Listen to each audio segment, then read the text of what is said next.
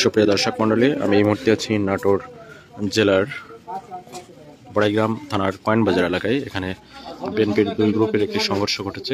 সংঘর্ষের সময় তাদের হাতে দেশীয় অস্ত্রশস্ত্র নিয়ে দুই গ্রুপের সংঘর্ষে কিন্তু মোটামুটি 15 জনের মতো আহত হয়েছেন এবং সেগুলো কিন্তু আপনাদেরকে দেখানোর চেষ্টা করছি। এই জায়গায় মোটামুটি সকালবেলা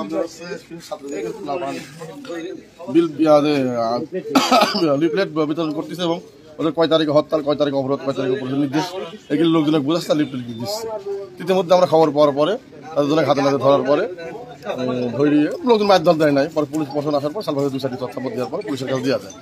এই নেওয়ার পরে এখানে সেলিম নামের এক ছেলে 8 তারিখে সে অবৈধ অস্ত্র দিয়ে বিএনপি জামাতের উপর হামলা করেছে। 4 তারিখে, গত 4 তারিখে সেই ছেলের সাথে আমার যুবদল আতর ভাই অকট্য ভাষা হালা শালা করি গালি গালাজ, এই শালা তুই পাইছিস কি হ্যান দেন, তোকে এখনো পামিলের লোকজন নানান রকম কিন্তু গেলাম।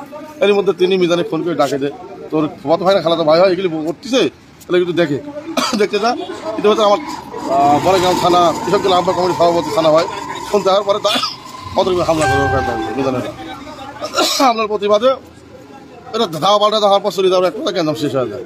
ইতিমধ্যে হঠাৎ করি মনে হয় 1-1.5 ঘন্টা ঘটনা, ওরা রামদাস পাতিলি ওদেরকে হামলা করে আসেন আমাদের পরে। আমরা পরে শুনেছিলাম, আমরা সাধারণ পাবলিক আমাদের এখানে কেন যাবে যা দেখেছি আপনি বলবেন। কতজন আহত হয়েছে আপনার? আমাদের এদের ভিতরে 8 জন আহত হয়েছে। 8 জন আহত হয়েছে। মোটামুটি টোটাল কতজন আহত হতে পারে? আহত হয়েছে।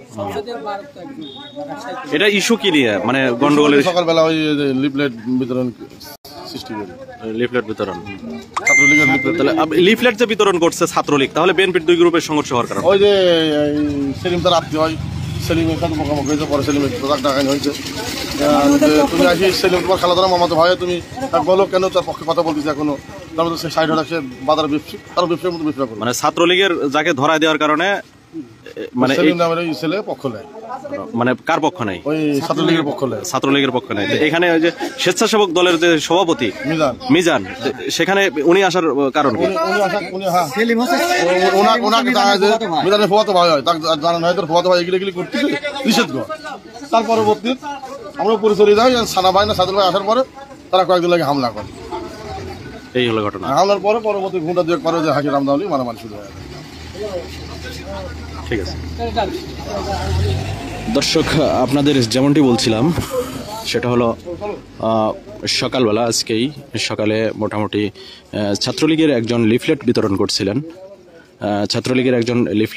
করছিলেন। সেটার তাকে এখানকার বিএনপি বা সংগঠনের বিভিন্ন অঙ্গ সংগঠনের বা জনগণ কিন্তু তাকে ধরে পুলিশের হাতে সোপর্দ করে দেয়।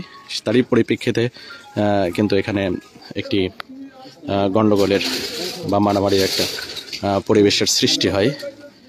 সেটাই কিন্তু এখানকার জনগণের কাছ থেকে আমরা জানতে পেরেছি এবং সেটাই আপনাদের মাঝে তুলে ধরার চেষ্টা করছি।